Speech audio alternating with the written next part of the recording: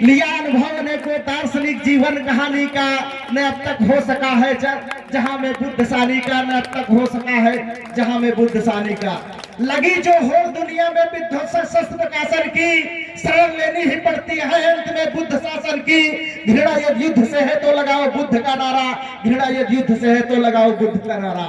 और जात विहीन भारत देखना चाहते थे, कहते थे कि सिंहों की लहड़ी नहीं संत न चलाई जमात, सिंहों की लहड़ी नहीं संत न चलाई जमात, हीरे की बोरी नहीं सच भाके रविदास। ऐसे महापुरुष को मैं नमन करता हूँ। आपने कहा कि सिंहों की लहड़ी नहीं होती है, सिंह कभी झुंड में शिकार नहीं करता है, वो अपने मन का राजा होता है। कभी इधर शिकार किया तो कभी उधर शिकार किया।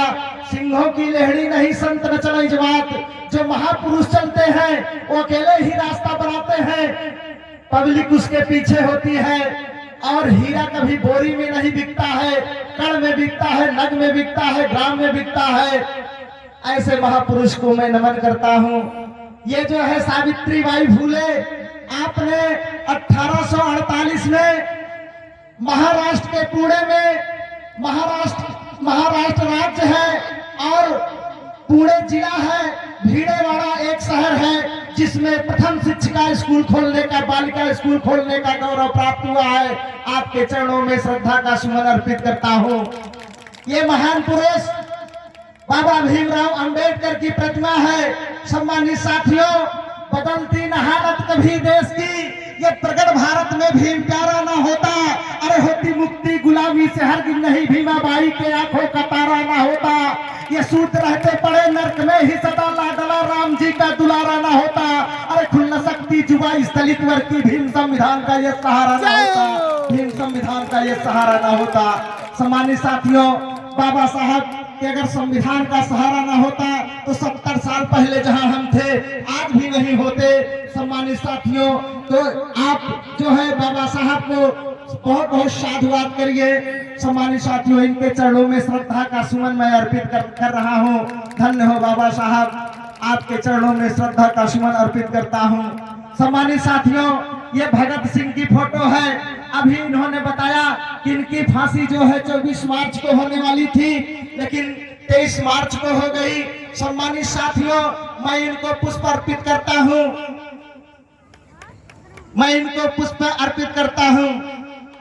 झूलले भगत सिंह झूलानवा, खुशियन कदीन आइल बा, 14 अप्रैल शुभ दिनवा, खुशियन कदीन आइल बा।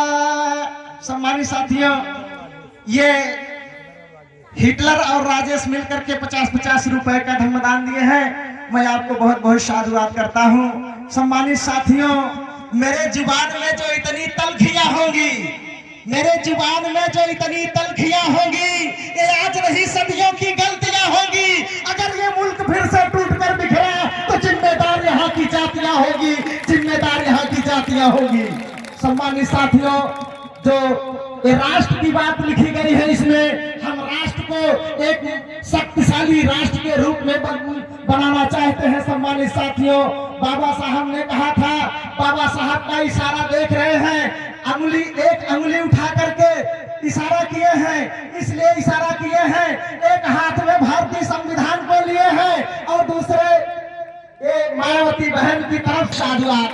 सम्मानित साथियों, धन्य हो मायावती, आपने जो है भेंट में दिया। सम्मानित साथियों, एक अंगुली का इशारा करते हुए बाबा साहब ने कहा कि है मेरे दलित मजलूम किसान लोगों, आपने जो है, जो आपको एक वोट का अधिकार सभी को दिया हूँ, सभी मानव को एक वोट का अधिकार दिया हूँ। सम्मानित साथियों, अपने नींव पर कब्जा करना, जहाँ से गरीबों के लिए कानून बनते हैं, इन गरीबों के दरवाजे पर कानून से आपको लाभ मिलते हैं, ऐसे लोगों को वहां भेजने का काम कीजिए, तभी आपका भला होगा, तभी आपका भला होगा। सम्मानित साथियों, हमें कहा था शिक्षित बनो, मैं केवल बाबा साहब के विचारों पर चलूंगा, बाबा साहब के विचारों पर चलूंगा और समानता की ओर चलूंगा, जिसमें किसी जाति और धर्म को ठेस नहीं पहुंचेगा। सम्मानित साथियों, बाबा साहब ने कहा था बनो। शिक्षा शेरनी का वह दूध है जो पीता है वह गरजता है। बाबा साहब शिक्षा की बदौलत 32 डिग्री लिए और 32 डिग्रियां लेकर के भारत को लौटे बैरिस्टर बन करके, और जैसे ही भारत के संविधान का निर्माण करने का उनको मिला, समता न्याय और बंधुत्व की बात सभी लोगों को बताने का काम किए, लिखने का काम किए। धन्य हो बाबा साहब। बाबा साहब ने कहा शिक्षित बनो, संगठित बनो, संघर्ष करो। आज हमारे समाज के लोग शिक्षित भी हो गए और थोड़ा मोड़ा संगठन भी हो गया, लेकिन संगठन कई टुकड़ों में बंट गया। और संघर्ष की बात कही थी, बहुत सारे लोग सोचते हैं जो संघर्ष की बात बाबा साहब ने कहा था, और ये शिक्षित होकर के समाज संगठित होकर के किसी वर्ग विशेष से लड़ाई करने की बात कहते थे, किसी वर्ग विशेष से संघर्ष करने की बात कहते थे। बाबा साहब ने ऐसा नहीं कहा था। बाबा साहब ने संघर्ष की बात कही थी। आए मेरे समाज के लोगों, अगर तुम मजदूरी में हो तो मजदूरी में रात दिन मेहनत करके संघर्ष करके आगे बढ़ो। या तुम किसानी कर रहे हो तो किसानी में रात दिन किसानी करके मेहनत से आगे बढ़ने का काम करो। या तुम गाय भैंस पाल रहे हो तो रात दिन कठिन मेहनत करके दूध निकाल करके बेच के आप आगे बढ़ने का काम कीजिए। यदि आप कंपटीशन की तैयारी कर रहे हैं तो आप रात दिन मेहनत करके IAS PCS में कंपटीशन को निकालने का काम कीजिए। संघर्ष करते हुए आगे बढ़िए। सम्मानित साथियों, संघर्ष करो प्यारे तो इंसान बनोगे। अरे कायर बनोगे या तुम अपमान सहोगे। अरे जो हो गए कुर्बान अमर नाम हो गया। अरे कायर तो अपने नाम को बदनाम कर गया। अरे इंसान है वही जो संघर्ष को ठाने। आए मुसीबत लाख लेकिन हार न माने। आए मुसीबत लाख लेकिन हार न माने। सम्मानित साथियों, बाबा साहब के सपनों का भारत था कि संघर्ष करके एक शक्तिशाली राष्ट्र बनेगा हमारा। बाबा साहब जब संविधान को सौंपने जा रहे थे, संविधान को सौंपने जा रहे थे तो इनके आंखों में आंसू थे, इनके आंखों में आंसू थे।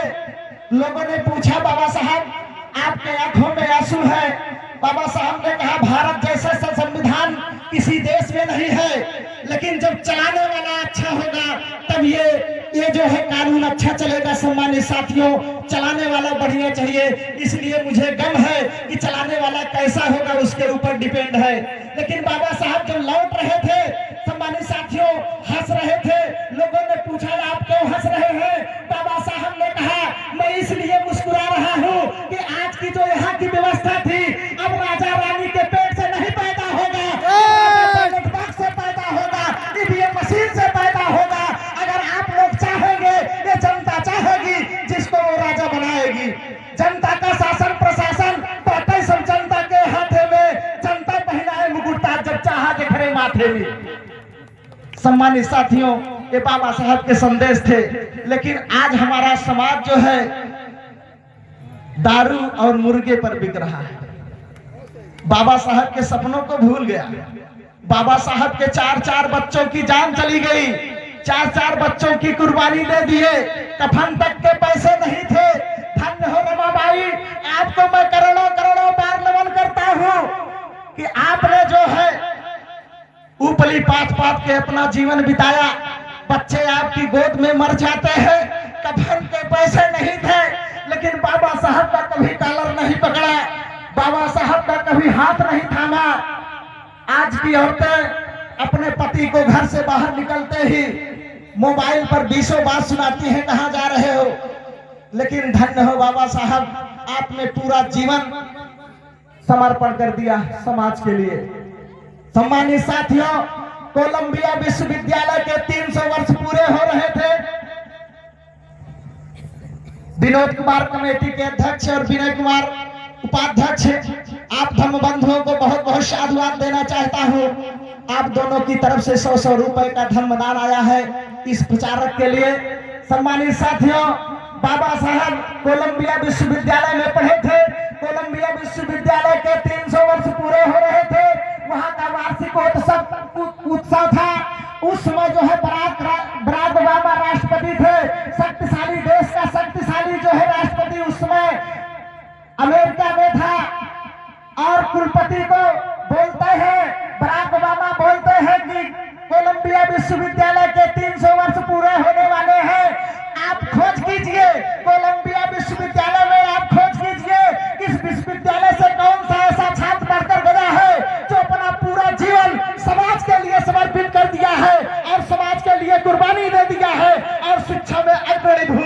किया है। सम्मानित साथियों, कोलंबिया विश्वविद्यालय 6 महीने तक खोज करती रही, 6 महीने तक खोज करती रही और खोज करने के बाद यह उन्होंने खोज में पाया कि भारत देश का बोधिसत्व बाबा साहब भीमराव अंबेडकर एक ऐसा छात्र था जो अपना पूरा जीवन समाज के लिए समर्पित कर दिया और एक ऐसा समर्पण किया जो दुनिया में नाम रोशन किया। ऐसा कोई छात्र नहीं है। धन्य हो बराक ओबामा, आपने कोलंबिया विश्वविद्यालय के सामने बाबा साहब की प्रतिमा लगवाने का काम किया और उसके नीचे सिंबल ऑफ द नॉलेज लिखने का काम किया। आज भी वहां लिखा है सिंबल ऑफ नॉलेज, आप ज्ञान के प्रतीक हैं। इंद्रजीत गौतम की तरफ से 50 रुपए का धर्मदान आया है। भैया जी को नमो बुद्धाय, जय हिंद। सम्मानित साथियों, हमारी समाज की महिलाएं